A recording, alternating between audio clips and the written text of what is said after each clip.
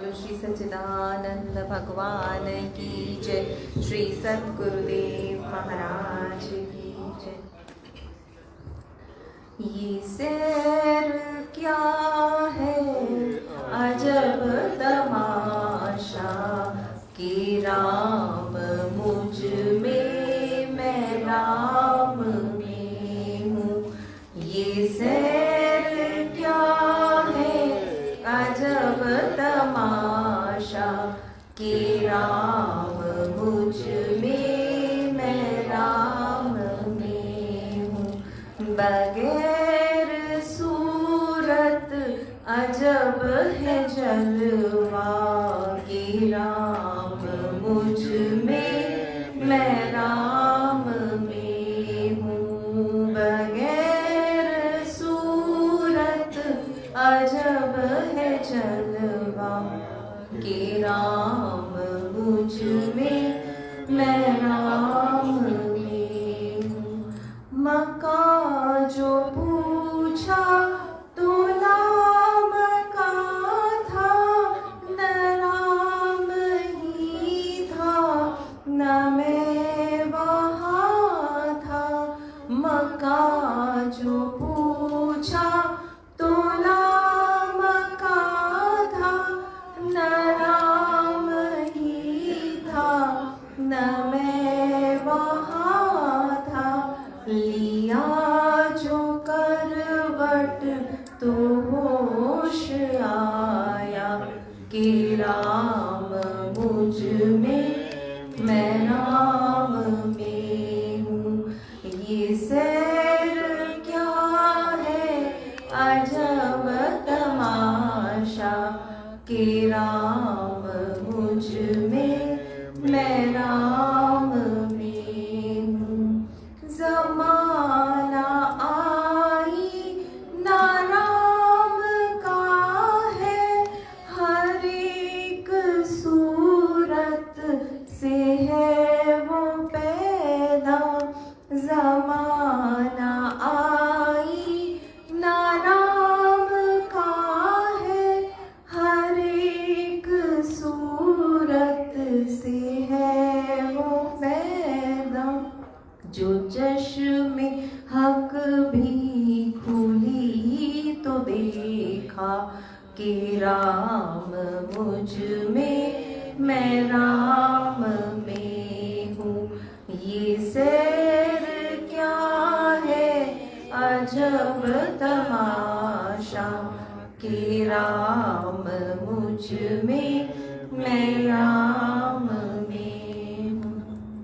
वो मुझ में हर रंग से मिला है कि गुल से खुशबू कभी जुदा है।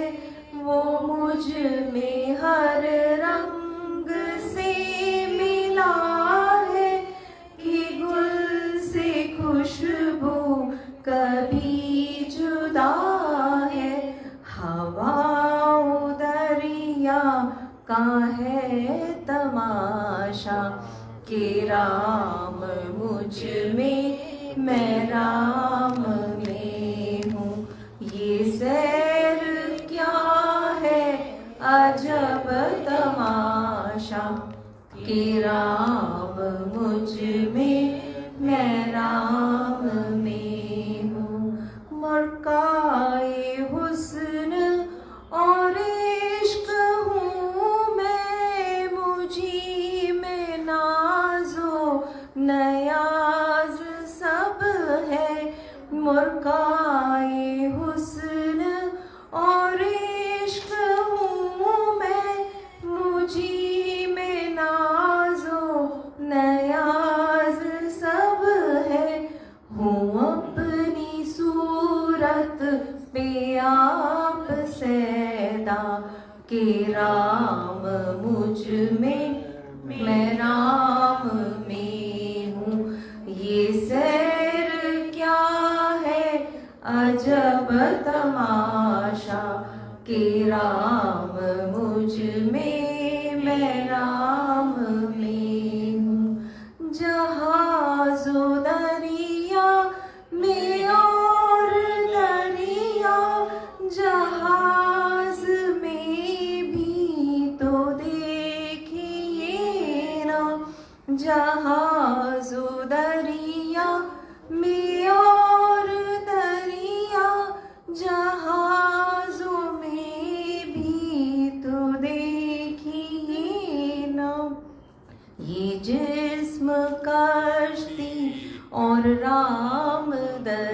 किया कि राम मुझ में मैं राम में हूँ। ये सैर क्या है अजब तमाशा कि राम मुझ में मैं राम में हूँ। बगैर सूरत अजब है जलवा कि राम मुझ में मैं राम में हूँ। बोलो श्री सच्चिदानंद भगवान की जय। श्री सद्गुरुदेव महाराज। मुरक्काए हुस्न। हाँ, मुरक्काए हुस्न।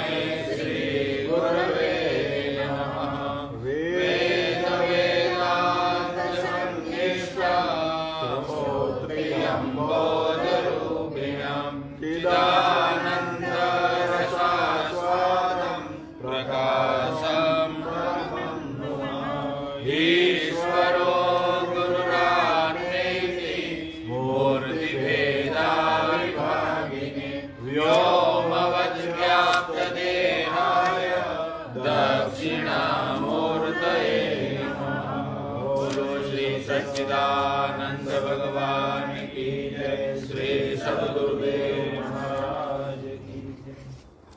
प्रियंगो कलिकाश्यामां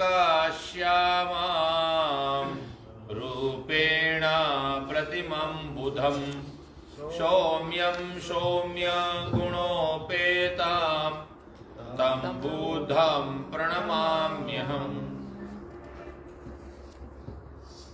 योग वासिष्ठ नाम के ग्रंथ से पूज्य महाराज जी ने कल जो सुनाया था वो बीज रूप था। यदि बीज रूप समझ में आ जाए तो वृक्ष बन सकता है, लेकिन जमीन बंजर हो तो बीज भी सूख जाता है। इसलिए महाराज जी ने कल अनेक प्रकार के बीज मंत्रों के साथ उनका महिमा, उनका तथागत इतिहास हमारे सामने कहा।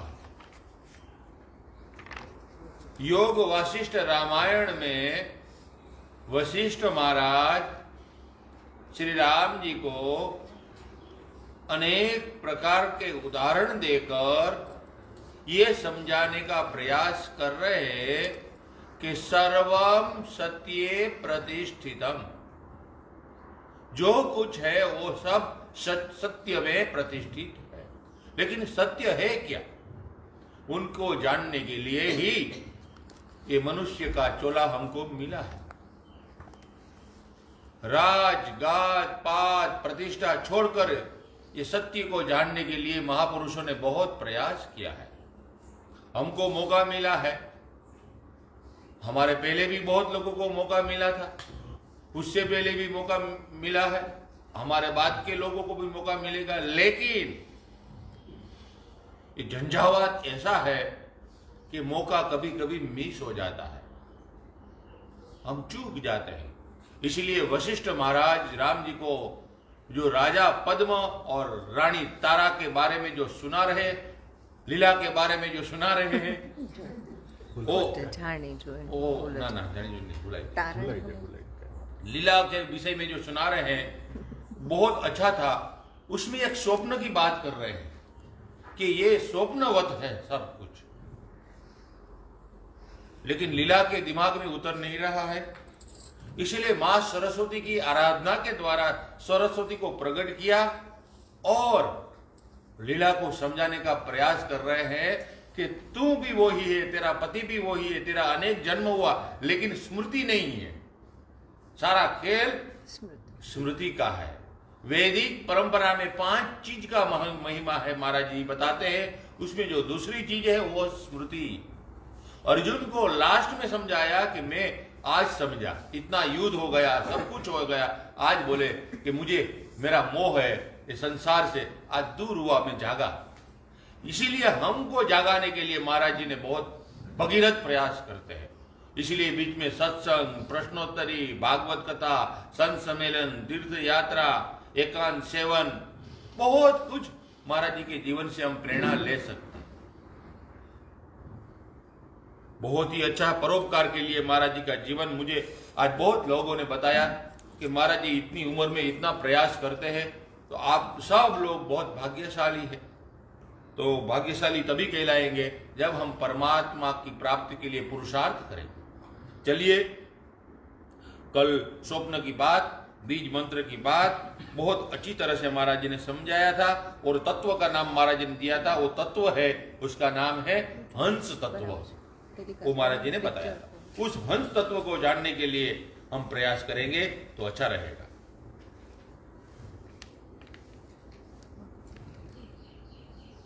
लीला अपने पति के विरह में बहुत कुछ प्रयास करती है।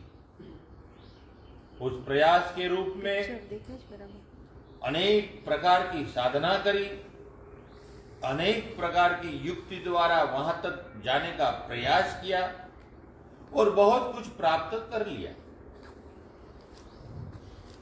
मंडप साधना के द्वारा सरस्वती मां प्रकट हुई और सरस्वती के साथ कई दिनों से वो संवाद और अपने मन की बात कह रही है।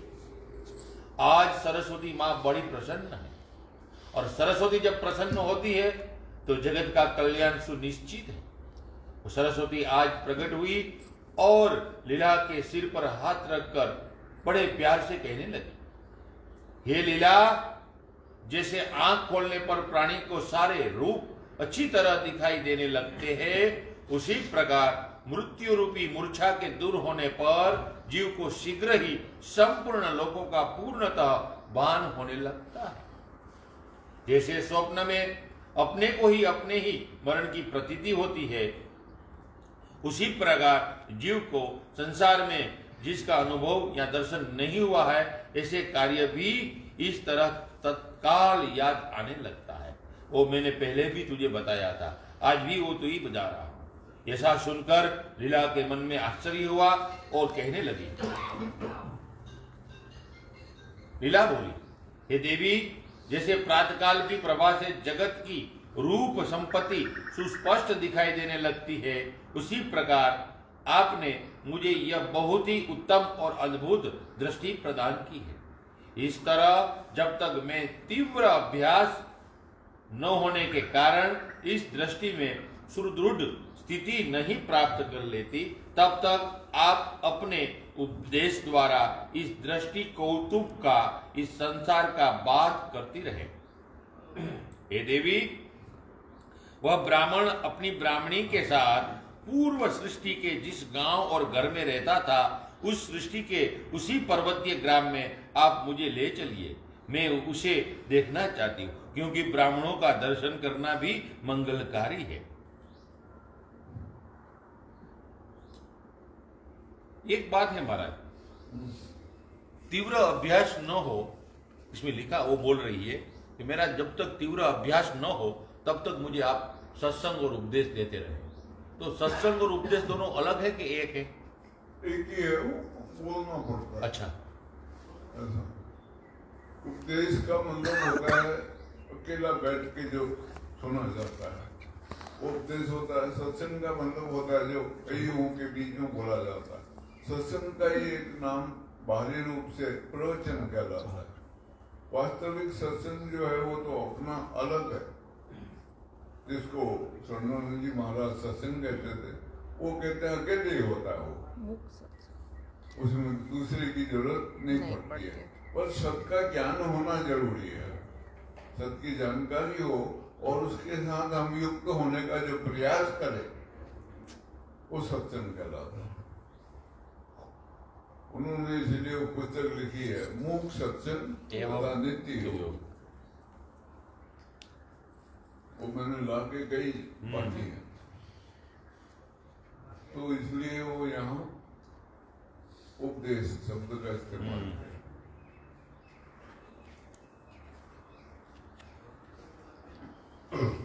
सरस्वती माता जी ने कहा, हे लीला चैत्य रहित चिन्मय परमात्मा रूप जो परम पावन दृष्टि है, उसका अवलंबन करके तुम उस आकार का, इस देह के अभिमान का त्याग कर निर्मल हो जाओ।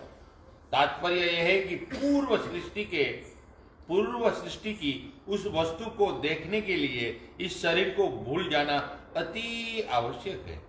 इस प्रकार जब तुम देहाभिमान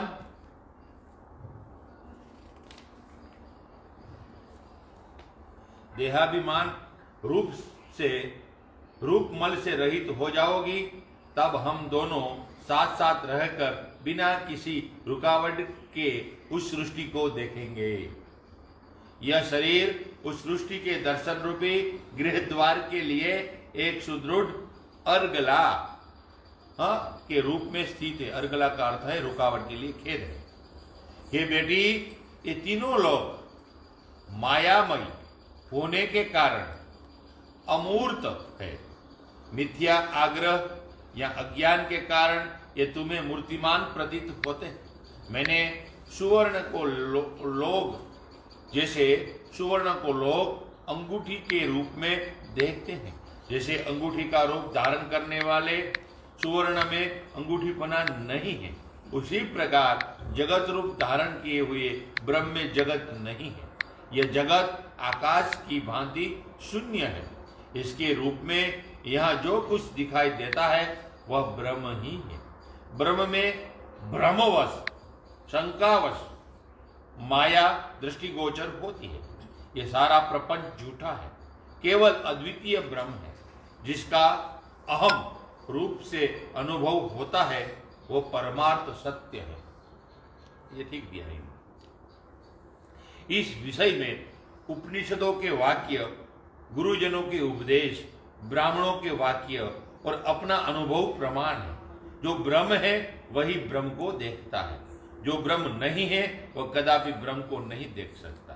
ब्रह्म का ही जो ऐसा स्वभाव है, जो उसकी आवृत्त सत्ता है, वही सृष्टि आदि के नाम से प्रसिद्ध है। यह ब्रह्म है शब्द है। ब्रह्म और ब्रह्म दोनों में अंतर है। ब्रह्म मतलब जो है उसका अनुभव हो रहा, जो है नहीं प्रतीति हो रही, वो ब्रह्म कहलाता है। जैसे रस्सी में सर्प का ब्रह्म और ब्रह्म में आदमी परेशान हो जाता है, अल्लाह में जाता है, लट्ठी लेता है, फिर वो कोई कहता है प्रकाश तो लाओ, प्रकाश में देखता है तो वो रस्सी मिलती है उसको। वो झुटपुट प्रकाश में वो सर्प नजर आता है, तो वो भ्रम दूर होता है उसका। वास्तविक तत्व को जान के भ्रम दूर होता है। ऐसा यहाँ समझा है। ब्रह्म ही भ्रम को देखता है। जो ब्रह्म है वो ब्रह्म है। जो वास्तविक तत्व को समझ गया, जान गया जितने, वो सब भ्रम से दूर हो जाता है।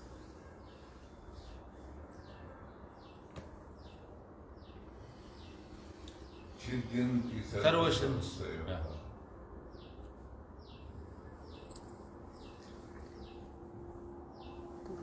तीन ग्रंथि तीनों तीन ग्रंथि हाँ, रुद्र ग्रंथि, ब्रह्म ग्रंथि, विष्णु ग्रंथि, तीन ग्रंथियां हैं।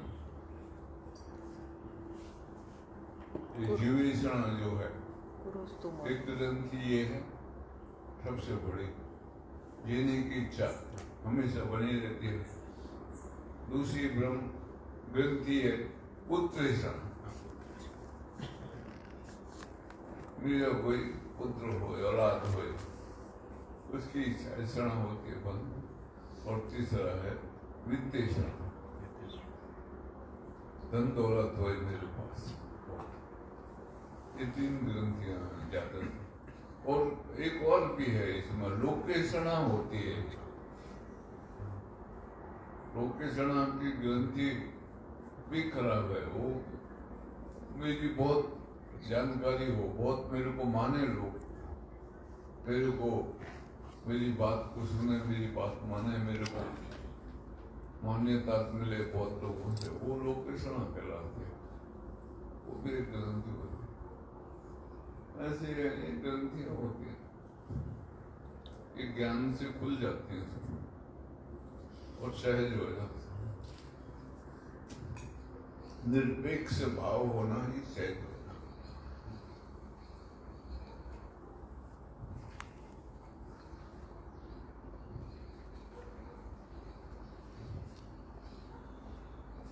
जब तक अभ्यास और गुरु के सान्निध्य के द्वारा तुम्हारी भेद बुद्धि शांत नहीं हो जाती, तब तक अब्रह्म रूप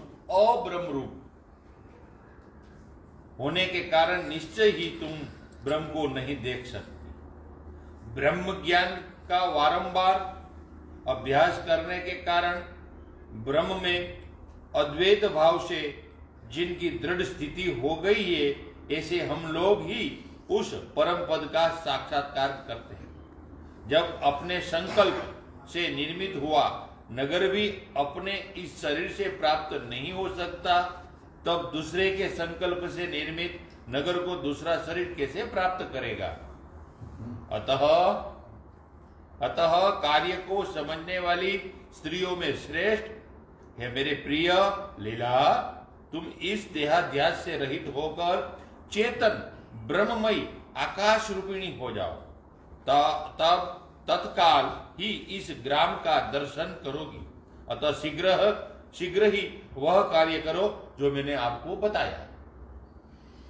लीला बोली, हे मां भगवती सरस्वती, आपने कहा है कि ब्राह्मण और ब्राह्मणी के जगत में हम दोनों साथ साथ चलेंगे, परंतु माताजी मैं यह पूछती हूं कि हम दोनों का साथ साथ चलना कैसे हो सकता है? मैं तो इस शरीर को यही स्थापित करके शुद्ध सत्व का अनुसरण करने वाले चित्त के द्वारा उस उत्तम आकाशमय लोक में चली जाऊंगी, परंतु आप अपने इसी शरीर से वहां कैसे आएगी? वो तो बताओ। बड़े हास्य के साथ सरस्वती बोली, बेटे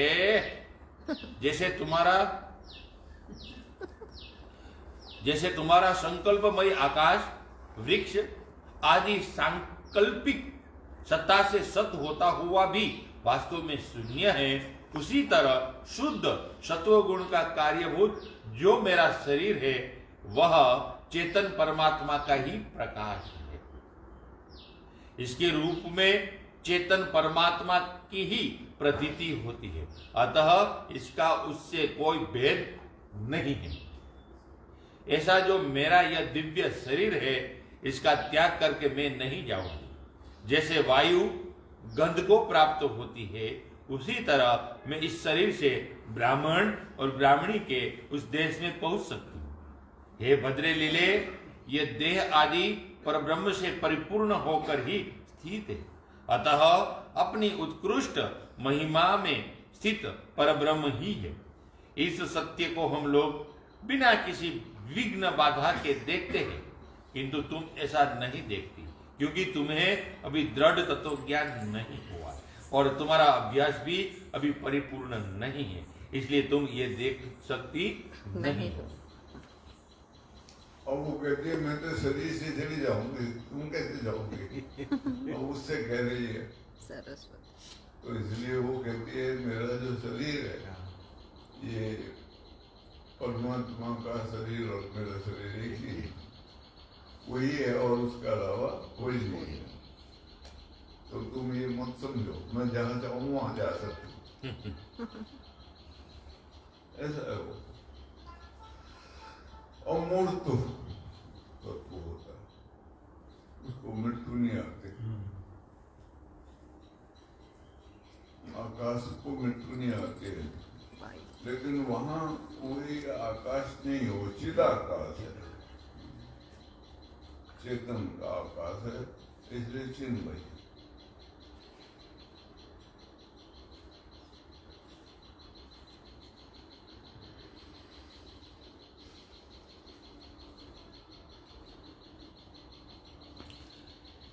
जैसे सुवर्ण में कटकत्व, जल में तरंगत्व, स्वप्न के नगर एवं संकल्प कल्पित पूर्व आदि में सत्यत्व नहीं है, उसी प्रकार सच्चिदानंद रूप ब्रह्म में कल्पनातीत अनामयी आत्म स्वभाव से पृथक कोई वस्तु नहीं। जो कुछ भी यह दृश्य प्रपंच भाषित हो रहा है वह सब ब्रह्म का ही निर्मल विकास है। जैसे परम उत्तम चंद्रकांत मणि की ब्रह्मवश कांच के समान प्रतीति होती है, वैसे ही ब्रह्म में विशुद्ध विकास की भ्रांतिवश दृश्य रूप से प्रतीति हो रही है। लीला ने पूर्व पूछा, हे माँ कृपया यह बताइए कि इतने दीर्घ काल से कितने हम लोगों को द्वैत और अद्वैत का द्विविध विकल्प द्वारा ब्रह्म में डाल रखा है, वो तो बताओ। ये तो हम भी पूछ सकते हैं।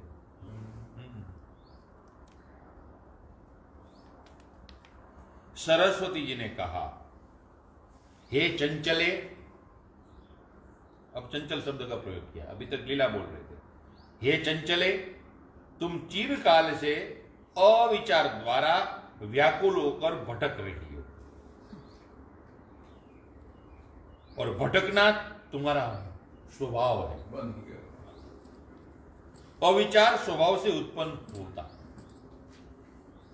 और विचार से उसका नाश होता है। अविचार से उसका उत्पत्ति होता है और विचार उसका से नाश होता है। ये अच्छा लिखा, वेरी गुड। विचार द्वारा अविचार का पलक मारते मारते नाश हो जाता है। यह अविचार रूप अविद्या विचार या विवेक से बाधित होकर ब्रह्म सत्ता हो जाती है, ब्रह्म के सत स्वरूप की प्राप्ति हो जाती है। इसीलिए अविद्या का अस्तित्व नहीं। अतः न तो कहीं अविचार है, न अविद्या है, न बंधन है, न मोक्ष है, मात्र चिदानंद स्वरूप परमात्मा ही है। यह जगत शुद्ध बोध स्वरूप है और बोध के अलावा कुछ नहीं है। और जिनको बोध प्राप्त हो गया वो ब्रह्म को पहचान सकता है, और जिसको बोध समझ में नहीं आया कई जन्म तक कितना भी अभ्यास करे तो भी कुछ प्राप्त नहीं होता।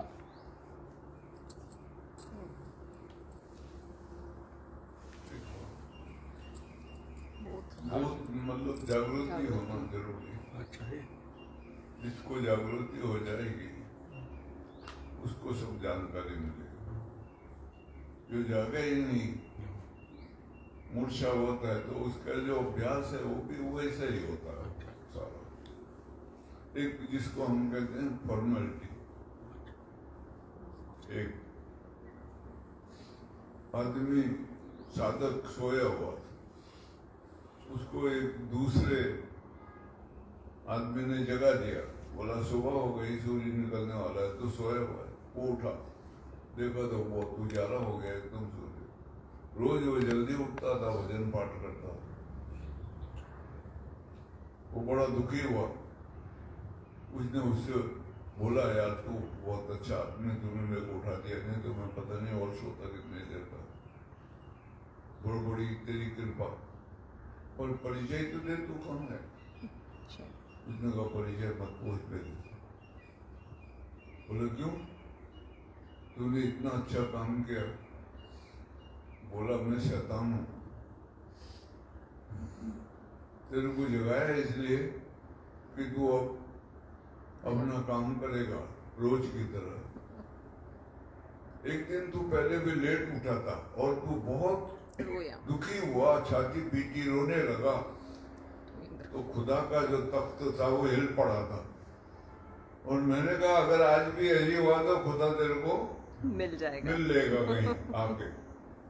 तो इसलिए जगा दिया, अब तो तसल्ली से अपना काम वो कर। ऐसा भी होता है, ऐसा भी होता है। इसलिए ये जागृति आना बहुत जरूरी है। वो भजन बहुत अच्छा है महाराज, इस प्रसंग पर वो भजन बहुत अच्छा है ब्रह्मानंद जी का। जिसको नहीं है बोध तो गुरु ज्ञान क्या करे, जाना नहीं स्वरूप तो पुराण निज रूप को जाना है। वसना भगत पहले बहुत अच्छा बोलते थे। रजना प्रभु की देख कर ज्ञानी बड़े बड़े पावे न कोई, नहीं पावे कोई, पाए तो नादान खातर।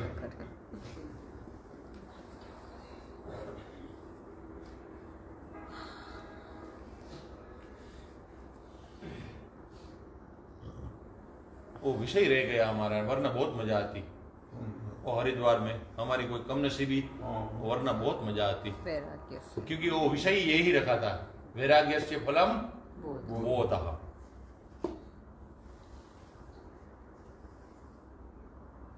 पाछो परी न। लेकिन ऐसा मैंने कल परसों महाराज जी के प्रस्ताव रखा है, जो सुनते हैं उनको भी पता चले कि महाराज जी को मैंने कल या परसों ऐसा बताया था कि महाराज जी ऐसी विनंती है कि 2-3 साल से गंगा का दर्शन नहीं हुआ, हरिद्वार नहीं गए, तो हम जब जाएंगे यहाँ से हिमाचल तो बीच में थोड़ा दिन हम, शरीर अच्छा हो, वातावरण अच्छा हो, तो हरिद्वार जाने का मन है। बोले हम भी प्रयास करेंगे, मेरा भी मन है। ऐसा हुआ क्योंकि गंगा तो गंगा, और वहाँ जो जागृति आती है, बोध मिलता है, और कोई स्थान पर नहीं ऐसा गंगा का प्रवाह है। और हरिद्वार तो हरिद्वार, कल ही बताया था दिल्ली के बाद। इतने समय तक तुमने इसका विचार नहीं किया, अभ्यास भी नहीं किया, इसलिए तुम्हें बोध नहीं हुआ। तुम भ्रांत एवं व्याकुल ही बनी रही। तुमने संसार में ही आसक्ति ही, तुम्हारी संसार में ही आसक्ति बनी रही, और तुमने संसार के लोक को ही देखा। आज से तुम्हारे चित्त में संसार का क्षय रूप बीज पड़ गया है, इसलिए अब तुम विवेकशालिनी, प्रबुद्ध एवं विमुक्त हो सकती हो। एकमात्र ब्रह्म के चिंतन रूप उत्तम निर्विकल्प समाधि के मन में आरूढ़ होने पर जब दृष्टा और दृश्य और दृष्टि का अत्यंत अभाव हो जाएगा तथा हृदय में यह वासना क्षय रूप बीज कुछ अंकुरित हो जाएगा, तब राग, द्वेष, क्लेश, मम, तव आदि दृष्टियां क्रमशः उदित नहीं होगी। संसार की उत्पत्ति भी निर्मूल हो जाएगी और निर्विकल्प समाधि पूर्णतः स्थिरता को प्राप्त होगी। इस तरह निर्विकल्प समाधि के स्थिर होने पर कुछ काल के अनंतर माया आकाश और उसके कार्यों के अधिष्ठान स्वरूप निर्मल आत्मा के साक्षात्कार से तुम भ्रांति ज्ञान रूप कालिमा के कलंक से शून्य होकर संपूर्ण प्राणियों की भ्रांतियों का, उनकी कार्यभूत वासनाओं का और उनकी कारणभूत अविद्या का जहां अंत हो जाता है, उस मोक्ष रूप परम पुरुषार्थ में तुम प्रतिष्ठ हो जाओगी और तुम तब ब्राह्मण और ब्राह्मणी के दर्शन कर पाओगी। स्वामी जी, यहाँ पे जैसे हम लोगों ने कल सुना कि जो कुछ भी है हमारी कल्पना है, जो हमें दिख रहा है वो हमारी कल्पना है। अब इस प्रकरण में लीला की कल्पना है, जिसको माँ सरस्वती बता रही है कि तुम्हारा पूर्व जन्म ऐसा था। तो क्या वहाँ पे सरस्वती जी की कल्पना लीला की कल्पना के साथ एक हो गई है?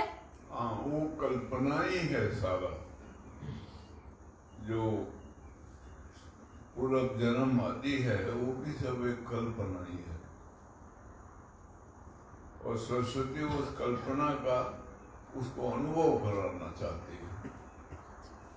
सरस्वती कल्पना से परे, इसलिए वो कहती है मेरा जो शरीर है ये चेतन रूप ब्रह्म का ही शरीर है, लेकिन एक कल्पना सरस्वती की भी है जो उस पर स्थापित करी हुई है। अलग अलग नाम रखे हैं देवी देवता को, कोई भी है नहीं, एक ही है वास्तव में। इसलिए भगवान शंकराचार्य कहते हैं एको ब्रह्म द्वितीयो नास्ति। लेकिन वो सरस्वती की भी जो की है वो कल्पना है। अब वो कल्पना साकार हुई है, सामर्थ्य आई है उसमें, वो कल्पना साकार हुई है। जैसे ये संसार कल्पना हमारे सामने साकार हुआ है, ऐसे ही वहां पर भी वो कल्पना उसकी साकार हुई है। उसमें सामर्थ्य आई इतनी कि वो देवी के रूप में कल्पना प्रकट हुई। अब वो कल्पना से परे है, वो जो सरस्वती है वो कल्पना से परे है, लेकिन ये लीला की कल्पना में प्रकट है। वो स्वयं कह रही है कि मैं ब्रह्म रूप हूं और वो चेतन रूप हूं। मैं, मेरा जो शरीर तू देख रही है ये ब्रह्म रूप है। वो ठीक कह रही, ज्ञान तो एक ही है। अब कल्पना रूप में जैसे हम राम को मानते हैं, कोई कृष्ण को मानता है, कोई शंकर को मानता है, कोई देवी को मानता है, ये सब हमारी अपनी कल्पना। सब कल्पना है। मूल में जो तत्व है वो एक ही है। इसलिए गीता में वो भगवान का जो वो है, क्या नाम, वो समझाते हैं कि वृक्षों में अस्वस्थ में हाँ। हूँ, पीपल में हूँ, पीपल में हूँ। नदियों वो हर एक जो ऊंचा है उसमें अपना विभूति योग नाम से प्रसिद्ध है, वो विभूति का वर्णन। यहाँ हम भी वो विभूति को मानते हैं। तो इसलिए अब भक्ति के लिए कल्पना होना जरूरी है। अब भक्ति करेगा, कोई पूजा पाठ करेगा, मत्था टेकेगा, समर्पण करेगा, किसको करे? या तो ज्ञान की उच्च अवस्था है बुद्ध जैसों को, महावीर भगवान जैसों को, तो वो समर्पित हो जाते हैं पूर्ण रूप से ज्ञान की उस अवस्था में। वैसी अवस्था नहीं आए तो उससे पहले एक कल्पना का राज बनेगा, उसी को चिदालोक कहते हैं। उसमें फिर वो कल्पना से, क्योंकि सामर्थ्य आ जाएगी, शक्ति उत्पन्न हो जाएगी, वो कल्पना से राम कृष्ण आदि पैदा हो जाएंगे। सारी देवी देवता आदि ये ऐसे होते हैं। इसलिए संत कबीर कहते हैं मूल भेद कुछ न्यारा साधो, मूल भेद कुछ न्यारा, न सृजन हारा सीता ब्याही, न रावण संहारा। ये सब तो माया करती ठगने को संसारा। मूल भेद कुछ न्यारा साधो, मूल भेद कुछ वहां तक पहुंचने में सारी कल्पनाएं छोड़नी पड़ेंगी। तो फिर ऐसी अवस्था आएगी कि कल्पना साकार रूप धारण कर लेगी। उसको हमारी भाषा में, शास्त्रीय भाषा में सत्य काम सत्य संकल्प कहते हैं। ये सृष्टि भी ऐसी ही है। ये संकल्प है आदि पुरुष की, उसके संकल्प से पैदा हुई है। उसने कहा मैं एक अकेला हूं, तो वो खेलने के लिए अनेक पैदा हो गए। एको हम बहुशाय हम करते, संकल्प ही है सिर्फ, और वो संकल्प है कल्पना। सब कुछ, हाँ, ये घर बार बाल बच्चे, माँ बाप, नाते रिश्तेदार, जमीन जायदाद, बैंक बैलेंस, सारी कल्पना, कल्पित है सब। और उसी में हमारा जीवन जाता है।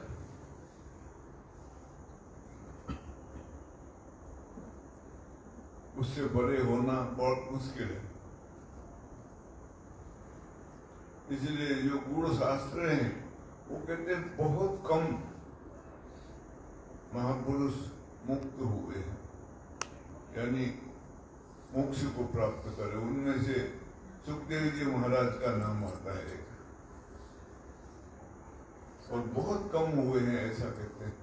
प्रहलाद जैसे हुए हैं, ध्रुव को भी नहीं मानते, वो भी स्थिर है, एक काल तक रहेगा कहते हैं, फिर आएगा।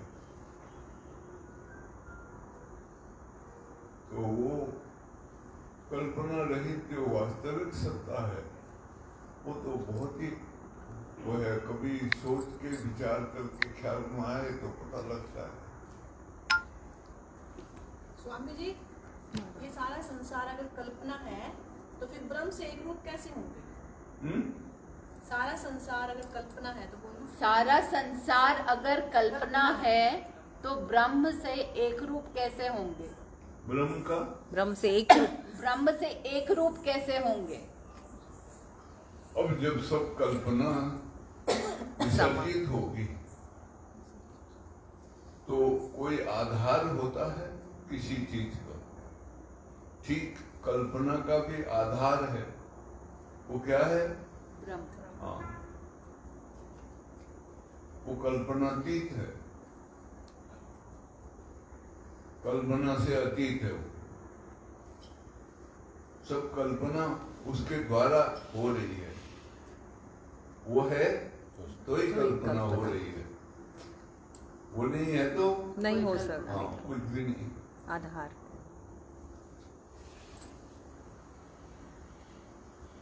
इसलिए वो गया है हमसे ब्रह्म, ब्रह्म से माया, माया का सब विस्तारा।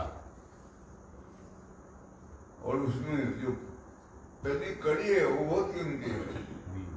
हम हैं जो कि अलग अनादि, पार ब्रह्म से पारा,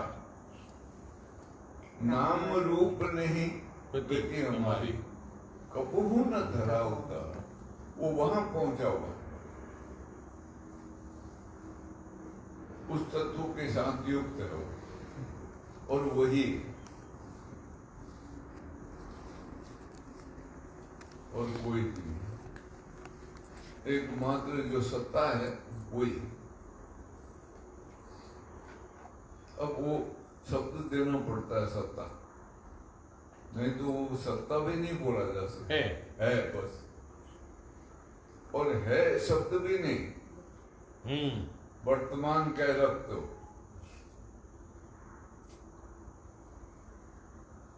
और वो एक ही है। इसलिए जानकार महापुरुष कहते हैं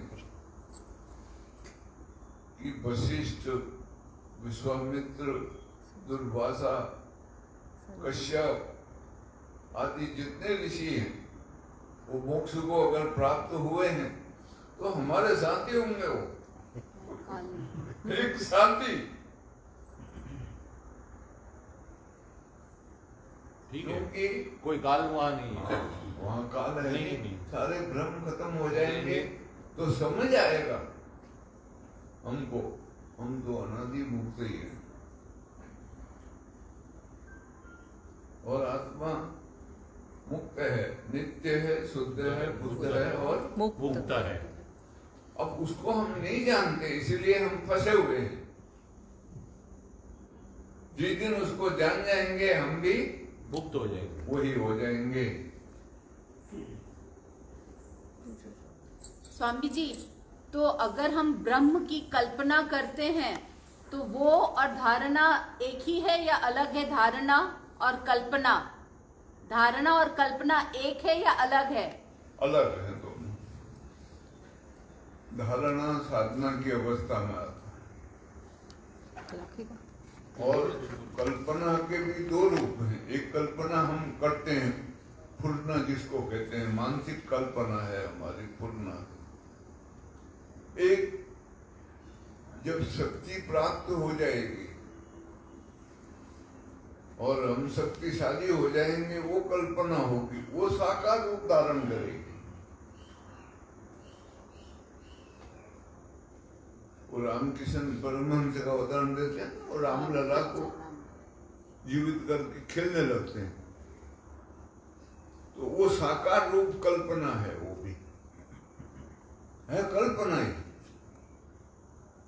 लेकिन वो उनमें शक्ति इतनी है कि वो उसको प्रकट करते हैं। चेतन उनके लिए सभी कुछ है, जड़ नाम की वहां कोई वस्तु है नहीं।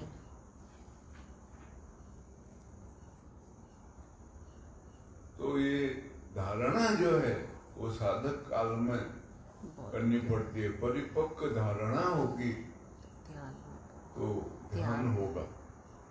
और एक मजे की बात है, धारणा ही ध्यान कहलाएगी, उसी का ख्याल रहेगा तुमको हमेशा। परम निष्ठा के साथ युक्त हो जाएंगे उसके साथ, और वो ध्यान अगर परिपक्व हो गया, उसका ही ख्याल बना रहा, तो समाधि में हो तुम।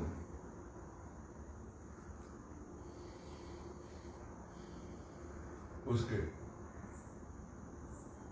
इसमें मानस तो समाधि में अगर है तो जैसे उसको देवी प्रकट हुई है वैसे प्रकट, ऐसे ही हमको विवेक जागृत हो जाएगा, समझ आ जाएगा, सारा रहस्य प्रकट हो जाएगा। और जब रहस्य प्रकट होगा तो हम निर्द्वंद हो जाएंगे। पतंजल महाराज कहते हैं वो ऋतुम्भरा प्रज्ञा प्रज्ञा, एक रस लेने वाली प्रज्ञा प्रकट होगी। उसके बाद वो कहते हैं पर वैराग आएगा। अभी जो वैराग है वो अपर है, कभी भी नष्ट हो जाएगा, हम भूल जाएंगे, संसार में फिर लग जाएंगे, लेकिन उसके बाद फिर नीचे नहीं उतरेंगे, ऊपर ही रहेंगे, स्मृति को प्राप्त हो जाएंगे। और उसके बाद वो केवली अवस्था।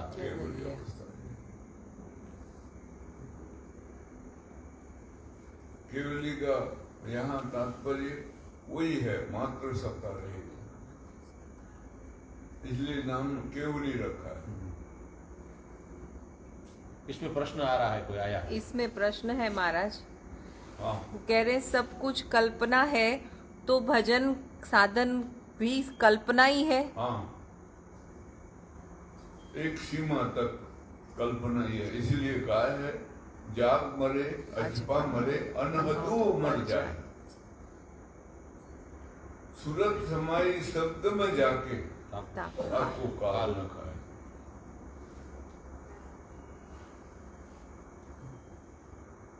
सूरत समाई निरत में अजपा माही जाप, लेख समाना अलेख में, यूं आपे मध्य आप एकमात्र सत्ता। यहाँ जितना भी काम में है, ये गुरु शिष्य का संबंध सब माया के अंतर्गत है। भक्त भगवान का संबंध माया के अंतर्गत, बड़ा दूर तक फैसला है माया का। लेकिन एक माया है ऐसी जो भगवान से मिलाने वाली है, योग माया। एक माया है ऐसी जो संसार में रगड़वा देती है। गुण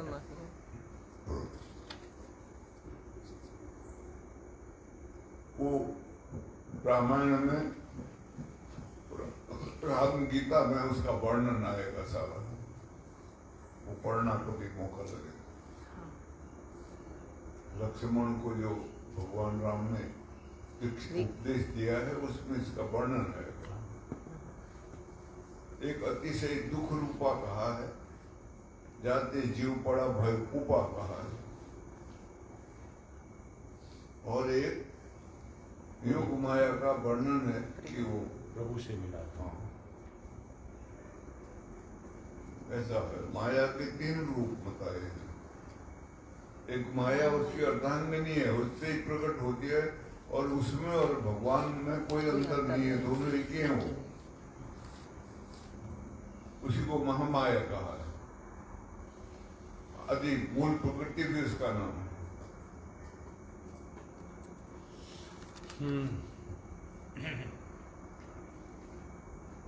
दूसरी योग माया है जो ले जाती है, और तीसरी गुण माया है जो भटकाती है।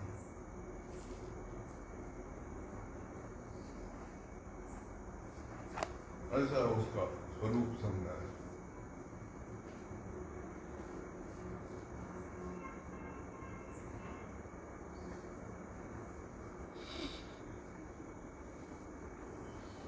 विष्णु पुराण सुनना, एक श्लोक आता है, प्रश्न पूछने पर सुखदेव जी महाराज बताते हैं कि वास्तविक क्या है, तो वो एक वाक्य बोलते हैं। मुझे एक ही वाक्य याद है, विष्णु पुराण सुना था नरेंद्र भाई शास्त्री से, तो एक वाक्य मुझे याद है जो प्रसिद्ध वाक्य है, विष्णोर माया भगवती यया सम्मोहितम जगत। भगवान विष्णु की महामाया से पूरा विश्व मोहित है। उसे उबरने के लिए माया के शरण नहीं, लेकिन मायापति के शरण जाना चाहिए, ऐसा लिखा है। विष्णु पुराण का यह श्लोक है। वही है वो, न सृजन हरा सीता ब्याई न रावण संहारा। संहारा। ये सब कुछ तो माया करती, थकने को को संसार। मूल भेद कुछ न्यारा साधो मूल मूल भेद। भेद कुछ नहीं। अब ये बहुत आगे की बातें हैं। अब यहाँ चर्चा होती है तो बोलना पड़ता है, नहीं तो अगर ऐसे आदमी नास्तिक हो जाए। हो गए, काफी लोग हो गए। हाँ, चलिए, बहुत ही अच्छा प्रकरण है आगे का, वो आगे बात बताते हैं। सरस्वती मां प्रसन्न होकर बोली, हे लीला, यद्यपि स्वप्नावस्था में स्वप्न के शरीर का अनुभव होता है, तथापि यह स्वप्न है। ऐसा ज्ञान होने से जैसे स्वप्न शरीर वास्तविक नहीं रहता, मिथ्या ठहरता है, उसी तरह यद्यपि स्थूल शरीर का पहले अनुभव होता है, तथापि इसे स्वप्नवत मान लेने पर वासनाओं का क्षय होने से भी असत ही बाधित हो जाता है। जैसे स्वप्न के ज्ञान से स्वप्नावस्था का शरीर शांत हो जाता है, उसी प्रकार जागृत अवस्था के शरीर को भी स्वप्नवत समझ लेने पर वासनाओं के क्षीण होने से यह शांत हो जाता है। जैसे स्वप्न शरीर का और मनोरथ कल्पित कल्पनामय शरीर का अंत होने पर इस जागृत शरीर का भान होता है, उसी प्रकार जगत भावना का अंत होने पर आतिवाहिक सूक्ष्म शरीर का उदय और अनुभव होता है। जैसे स्वप्नावस्था के वासना बीज से रहित होने पर सुषुप्ति अवस्था प्राप्त होती है, उसी तरह जागृत अवस्था भी जब वासना बीज से रहित हो जाती है, तब साधु संत जीवन मुक्त के आनंद प्राप्त करते हैं, जिसमें वासनाएं सुप्त अथवा विलीन हो जाती है। उस प्रगाढ़ निद्रा का नाम है सुषुप्ति। हाँ, वहाँ कोई रहता नहीं, तभी होती है। अच्छी अवस्था है। सारी संकल्प विकल्प खत्म हो जाते हैं, कल्पना नहीं होती है कोई भी, तो वो सुसुप्ति अवस्था आती है। बस ऐसे ही समाधि मानी जाती है, निर्विकल्प समाधि। लेकिन सुसुप्ति में अपने होने का बोध नहीं होता, बिल्कुल नहीं मालूम होता है। समाधि में सिर्फ बोध ही रहता है और कुछ नहीं, अपने होने का ही जानकारी होती है और कुछ नहीं, और वो पूर्ण पुरुष होता है।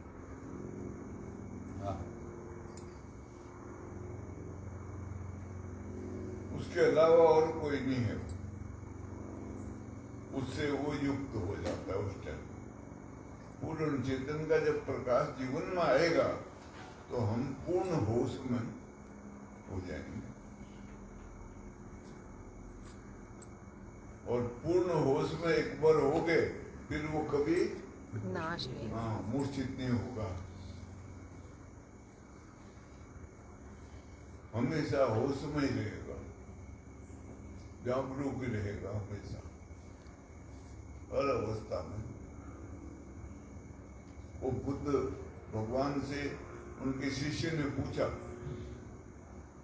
आनंद ने कि आप रात को जिस करवट सोते हो सुबह उसी करवट उठते हो, रात को करवट नहीं बदलते?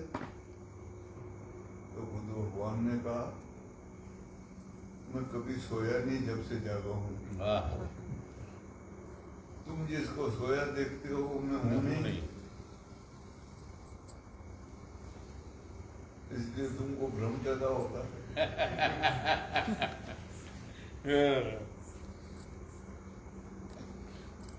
बहुत पुरानी बात है, बहुत ही पुरानी बात। आप हमने नई नई गाड़ी ली थी फ्रंटी, और हम गए थे कच्छ में। भगत को बोला तो भगत बोले मैं नहीं हूं, मैं बाहर हूं। तो हम आपने कहा कि घूमना तो है, तो हम गए थे अश्विनी के घर। अश्विनी के घर आपने भोजन किया और आप सो गए। वहां एक मेरा विद्यार्थी है, वो रजनीश का अभी थोड़ा उसका करता है, उसका नाम हसमुख है, लेकिन उसका शॉर्ट नेम है छेल। वो आया मथा टेकने, वो भी कथाकार है, ये भी कथाकार है, दोनों का ऐसा है राहु केतु जैसा। तो वो आया मथा टेका, मैंने कहा छेल गुरुजी को लेकर आया हूं, तो आया वो, तो प्रणाम किया मुझे और बोले, मैंने कहा महाराज जी सो गए हैं। भाई, वो गुरुजी को यहाँ भाई बोलते, भाई क्या बात, आप इतना नहीं समझते, ये कभी सोते ही नहीं है, शरीर सो जाता है लेकिन कभी सोते नहीं। मैंने कहा इसको इतने बड़ी समझ कहाँ से आई? वो बोला था, मैंने वो उसको बाद वो आया आपको मिलने के लिए कि आप ये भाई को मैंने ऐसा कहा। वहां भी ऐसा हुआ था, परभणी में एक गांव में था, मैं एक महात्मा था ले गया मेरे को महाराज गाँव में। तो वो महात्मा किसी के घर गया हुआ था, तो कुटिया थी उसकी छोटी है वहाँ बनी गाँव का पूरा। तो एक के घर में भोजन करके आया, तो मैं लेट गया, सो गया। तो मेरे से मिलने 2-4 आदमी आए हुए, तो वो स्त्री बैठी हुई थी बाहर। उसने कहा उनको, महाराज जी सो रहे। तो वो आदमी था एक उसमें, वो बोला क्या बात करते थे? महाराज होके सोएंगे? कभी नहीं, विश्राम कर रहे, ऐसा बोलो। विश्राम कर रहे, सोते नहीं है।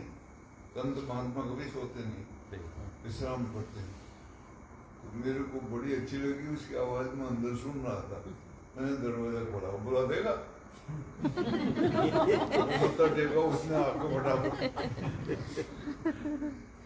अब वो औरत को तो समझ नहीं आई कुछ भी, लेकिन मैंने कहा कौन है तुम्हारे गुरु? बोलो फलाने, एक नाम बताया उसने, गुरुजी हैं मेरे को।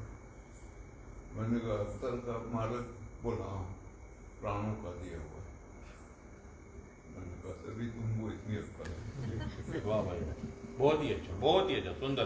तो मुझे भी आज वो याद आया, वो उसने मुझे समझाया, विद्यार्थी था मेरा, फिर भी कि भाई कभी वो महात्मा जी नहीं सोते, और आपके महात्मा जी सोने वाले है ही नहीं। वो शरीर सो जाता है, शरीर वो जागते ही रहते हैं। तो आज मुझे वो आपने कहा ना जागना, तो ये याद आया है, बहुत ही अच्छा रहा। आज उसकी लड़की की शादी भी थी, इसलिए याद आई। चलो छोकरी आज लगना में अपना बोध नहीं होता, लेकिन संकल्प विकल्प समाप्त हो जाते हैं। फुटना कोई नहीं होती, फुटना होगी तो सुख आएगा। उसमें मन सक्रिय होता है, स्वप्न में वो सब बनाता है, मकान मुकून वही सब बनाता है। वो सामर्थ्यवान होता है, बड़ा भारी, तो बड़ा भारी, हाँ, सब कुछ रच देता है वो। जो होश है वो नहीं हो, इसलिए सुसुप्ति को गाढ़ निद्रा की अवस्था में अगर आए जाते तो हम सुबह बड़े स्वच्छ हो जाते।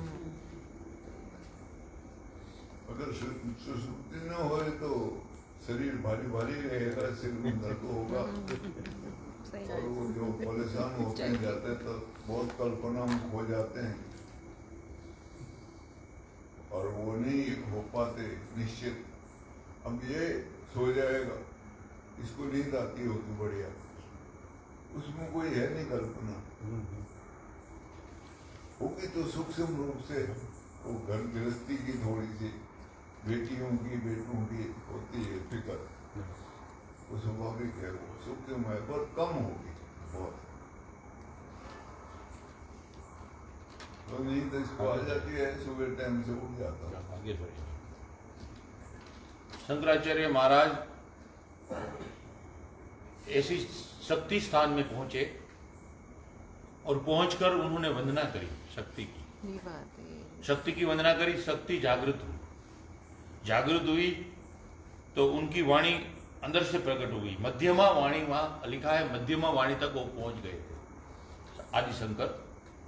और वहां उन्होंने एक पद गाया, और पद इतना मुझे अच्छा लगता है क्योंकि इसमें राग है, और पद में इसकी भावना जो है शंकराचार्य महाराज की, ये कल्पनातीत है। वो बोल रहे हैं कि मुझे ऐसे जगाओ माँ कि मैं आपका चरण के अलावा कहीं जाऊं नहीं। और प्रार्थना करी है 4 पंक्ति में, बहुत सुंदर है। और राग का नाम है भैरवी। ये घनश्याम जोश ने जिसे गाया है, बहुत ही अच्छा है। वो श्लोक इनको भी पढ़ाया है, मनोज को भी पढ़ाया है, क्योंकि वो राजोपचार पूजा होती है, उसमें ये श्लोक बोलते हैं माता जी को जगाने के लिए।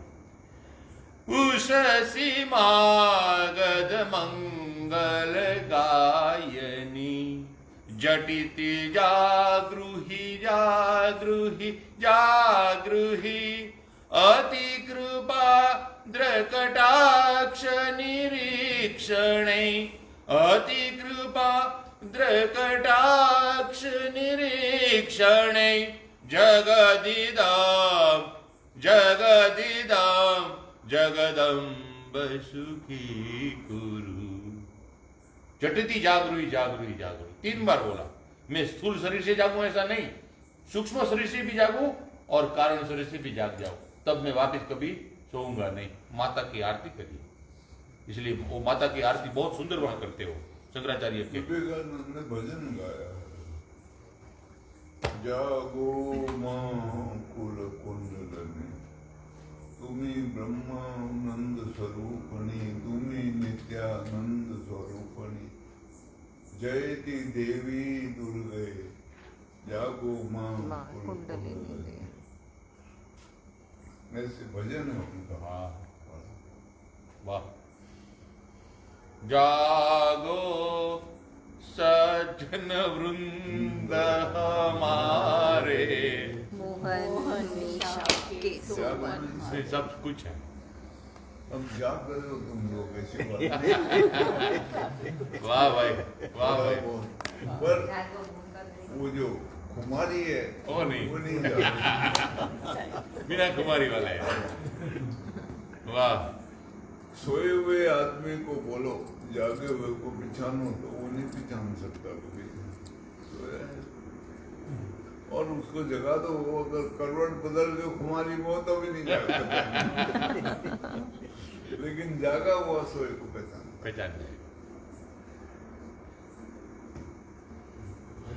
सच्चिदानंद भगवान की जय। श्री सद्गुरुदेव महाराज